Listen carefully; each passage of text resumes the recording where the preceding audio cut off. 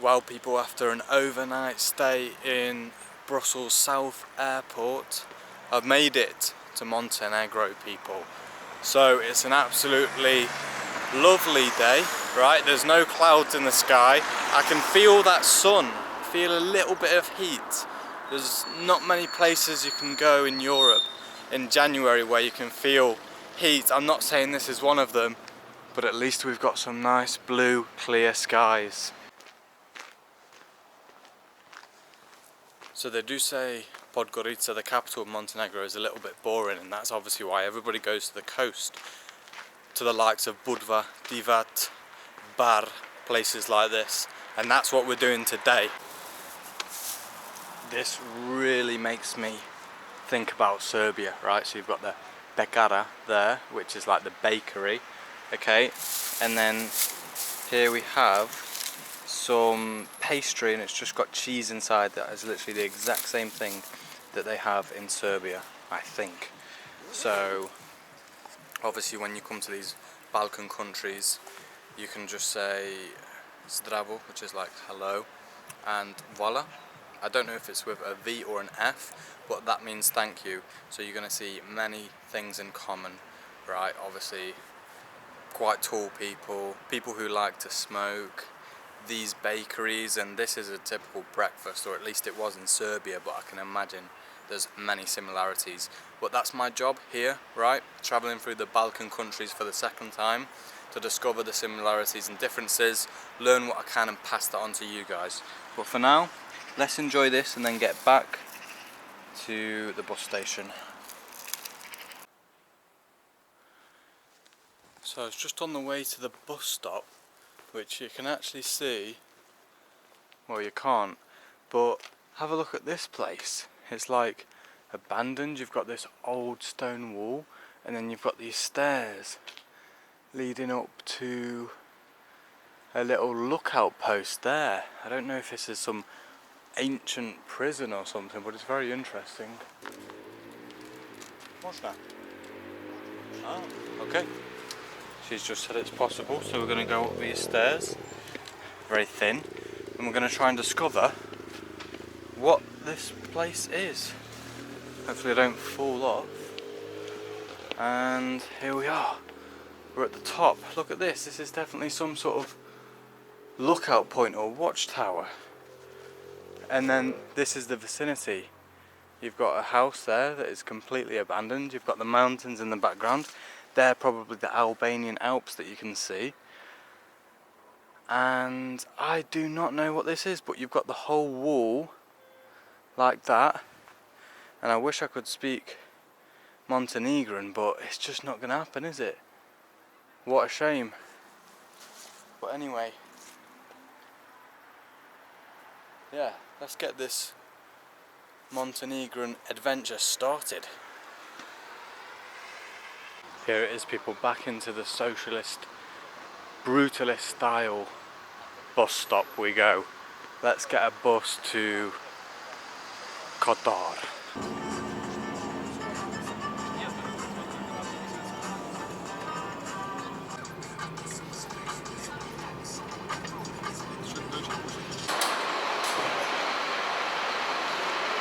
Have a look at this, people. So here we have a map of Montenegro.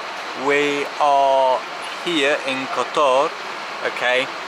In the north you've got monasteries, you've got lakes. This is a significant canyon, and then these are all the destinations you can go from Kotor. So for example, back to the capital where we've just come from, Tivat, Bar, all these different places. This is the one that I might be looking at every single day to Kosovo at 3 o'clock. Or we might be going to Mostar every day at 7:40. That's an early start. North of Montenegro to Mostar as well. 9 o'clock on Tuesdays. This one goes all the way to Belgrade. Stops off in Zlatibor, which is on the west of Serbia, where you have the mountains, and then Novi Sad is a city that's just north of Belgrade. So that is pretty crazy. But great information. Look at this. Departures with green colour don't run on Saturdays, okay? But anyway, this is great information, so I'll take a photo of that, and I'm sure I'll be back here soon after exploring Kotor. So this is how it looks, people, when you come out of Kotor station. You've got all these mountains in the background. You've even got some castle literally built, or fortress, built on this mountain edge. And then look, that massive one up there. You've got this abandoned building here, which I have no idea what is. And I am gonna get on my way to the hostel, check in, drop the bags off, and then see what Kotor is saying. Let's have it. What a lovely entrance to the old city, people. The old town. Absolutely beautiful. There you can see the fortress on the hill. Now this suddenly looks something like out of Switzerland or something. But I'm on the search for my hostel. I don't have Wi-Fi, but I know it's called Old Town Hostel. So that's why I'm here. Let's see if we can spot it. Look at this, people. What's this? Venice? Or Montenegro?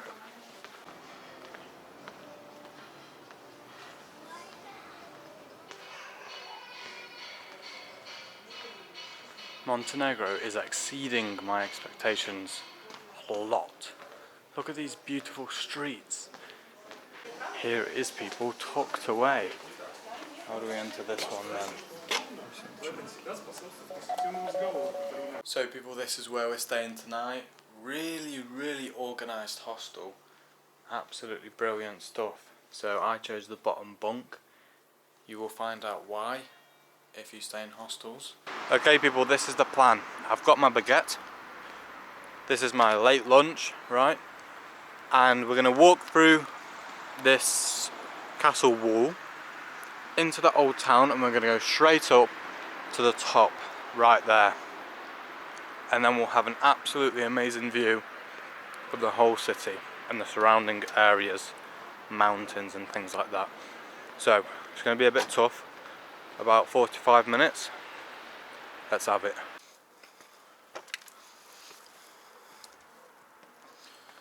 And this is it, people. We've got 45 minutes like this with cats watching us, and we just can see the roofs of the old town, the church in the centre there, the mountains in the distance, and this is the path. 45 minutes like this, harder with a sandwich in your hand. I am travelling in January, okay? In the summer you would have to pay for a ticket €8, so that is an amazing benefit of coming in the winter, although obviously you don't get that beautiful sun. So look at it, guys, it's actually an authentic castle wall.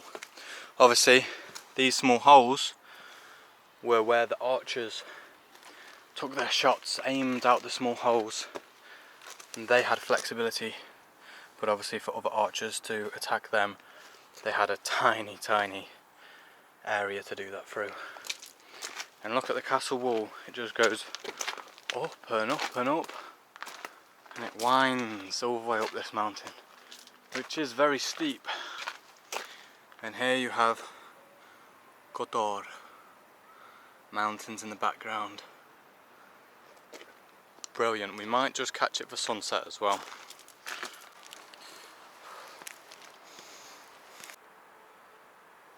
What do you think about the view? So if you have a look, people, I think that's the end there. Right now we're entering this zone. More castle ruins, and have a look at that view. This should be more popular. I don't know why not that many people know about this compared to, for example, Lake Como in Italy. Like, come on, this is the same. I've been to 43 countries now, and most of them have been in Europe.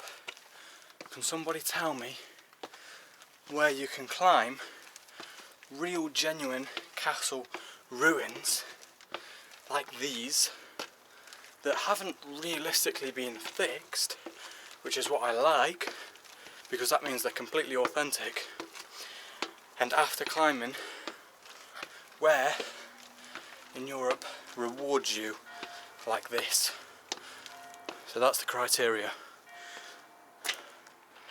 A castle like this one, where you can walk up it and see its genuine state of disrepair and be rewarded by this.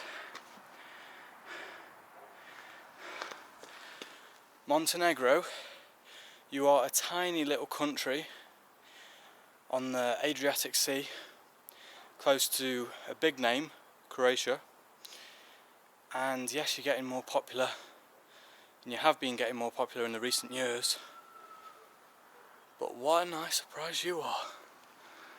Hello. What a nice looking country. I think we're almost there now, people. You can see the main building in the background, and have a look, it's a real castle. Literally walls, castle walls, everything. We've even got a taller mountain there, and have a look. Absolutely stunning. Do you think something like this would exist in England? I don't think so. This is it, people, we should be here. And this is it, people, this is the highest you can go. Have a look. And more importantly, have a look at the sun. It's literally just setting. I think I've raced it up, so it's been in sight for the whole time. And this is the special part. We've got the Montenegrin flag on top of this castle, overlooking the Bay of Kotor. Wow.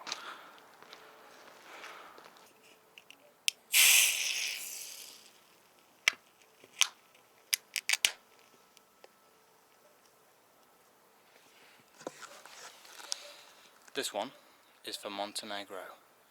Long live Montenegro.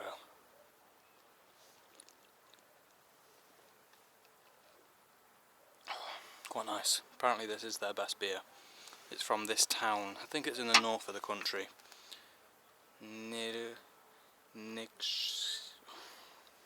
Never mind.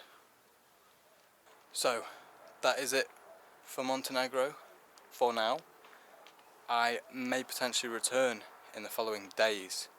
However, as of this current moment, tomorrow morning, I don't know if I'm going to go north to Bosnia or south to Albania. I've been to Albania before, but I never recorded a video.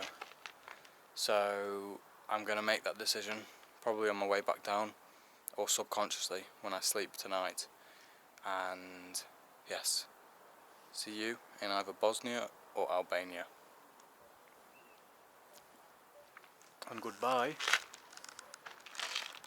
to Kotor.